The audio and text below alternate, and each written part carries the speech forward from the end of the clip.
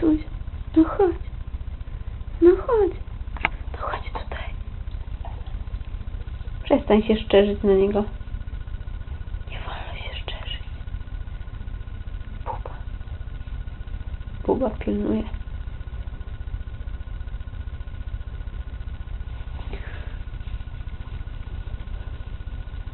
Biedny, głodny pies jesteś, tak? Monia, taka jesteś głodna, biedna. Oj, jaka biedna jesteś. Biedny pies, uszy ci z głodu zemdlały, Boże.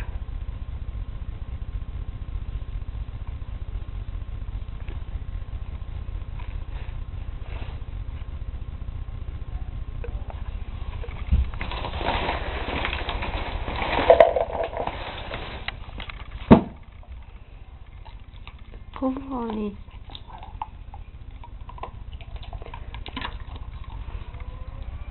Już wyżarłaś 3 kilo, co byś się mogła powstrzymać od łapczywości, nie?